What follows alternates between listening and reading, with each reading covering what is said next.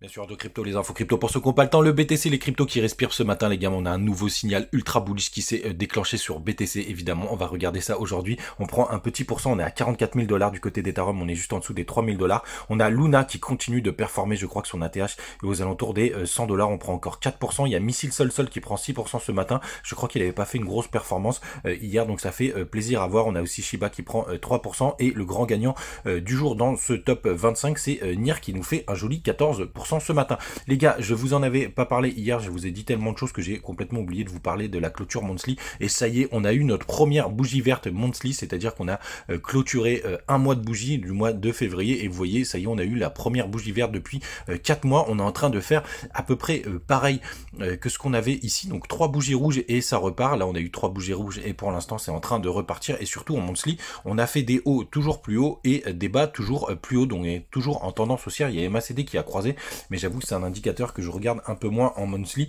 puisque par le passé, il n'a pas été très pertinent. Quand on vend daily sur le BTC, les gars, ça y est, je vais vous montrer mes 3 indicateurs. Donc comme je vous l'avais dit il n'y a pas si longtemps, quand j'ai les 3 qui se déclenchent, c'est-à-dire le parabolique SAR, c'est ces petites étoiles qui passent en dessous du cours, le market cipher qui nous met une petite flèche bleue juste ici, plus la flèche verte du super trend, et ça y est, normalement, on a des indicateurs assez bullish, et pour le coup, ici, il y avait eu un faux signal, mais je pense que je vais considérer que c'est à cause de l'attaque en Ukraine qu'il y a eu ce petit retournement. Et vous voyez, il y a aussi un autre point important, c'est quand les étoiles du parabolique SAR sont un peu plus éloignées, c'est un petit peu moins pertinent, mais en tout cas par le passé, que ce soit à la baisse ou à la hausse, c'est un signal qui est assez puissant, que je croise aussi avec le MACD. En tout cas les gars, on a clôturé au-dessus des 78,6 et ça c'est un très très bon signal.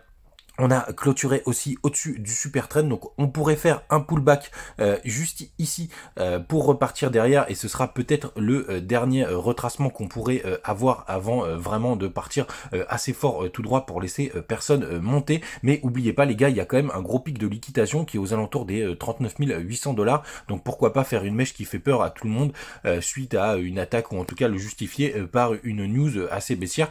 Ça m'étonnerait pas. Sinon les haltes du jour les gars, aujourd'hui je l'ai parlé, j'en avais parlé dans un top, mais vraiment je le trouve vraiment très intéressant puisqu'il nous a fait un double bottom ici. Je vais repasser en weekly, c'est balle, et vous voyez juste ici, il nous a fait presque un double bottom parfait. On a fait 10,40 et 10,50 juste là, donc c'est plutôt pas mal. On est en train de travailler un joli W, et surtout il y a un ATH qui est à 75 $, on est à 13 $ ce matin, donc c'est assez intéressant, et je vous avoue que je le surveille de près, surtout qu'MACD weekly est en train de croiser. Mais je pense encore que BTC va prendre un peu plus de poids que les alts pour le moment. Faites attention à vous, à demain.